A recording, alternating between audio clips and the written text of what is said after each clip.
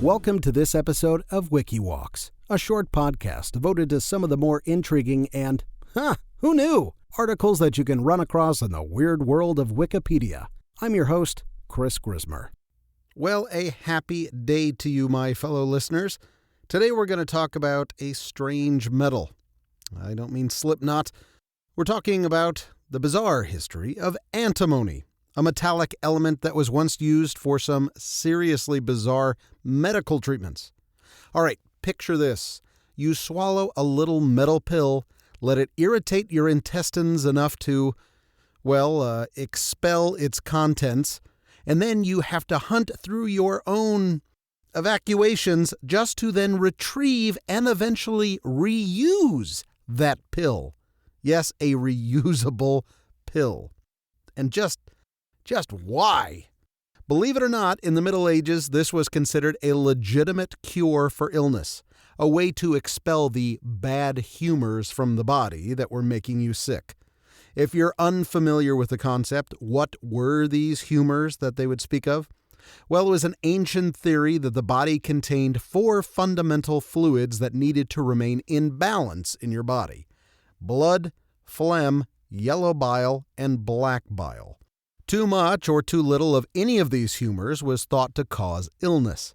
So the aim was to rebalance them through practices like bloodletting, vomiting, or, yes, even retrieving metallic purgative pills from your own dumpettes, for lack of a more polite term. The magic pill in question was made from antimony, which was a semi-metallic element. Of course, no one should be asking their pharmacist for antimony pills today, as we now know it's very, very legitimately toxic. But back then, such wisdom was unknown.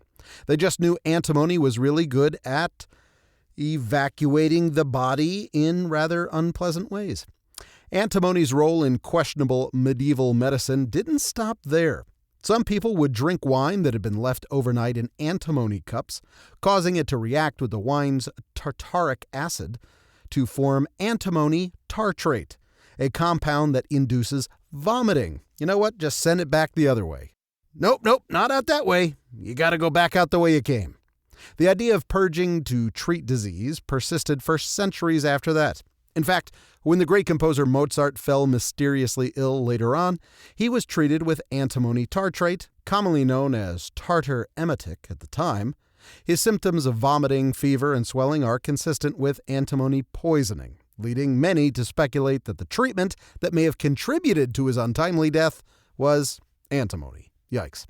The antimony madness gets even weirder. In the 1990s, a volatile antimony compound was accused of causing sudden infant death syndrome, or crib death, or SIDS.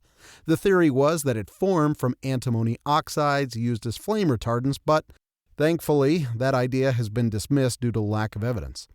More recently, Greenpeace caused a stir by claiming antimony trioxide, used in polyester production, was a monster chemical in children's clothing. Sure, antimony can be hazardous in some forms and doses, but the trace amounts in fabrics are well below safety limits.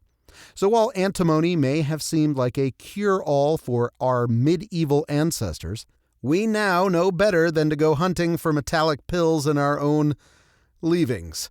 Antimony has a long storied half-life of quasi-cures and comic side effects, and these days it's more of a pop culture punching bag than a panacea. But if healing from your sickness is priority number 1, then maybe it's best to avoid purposefully going number 2.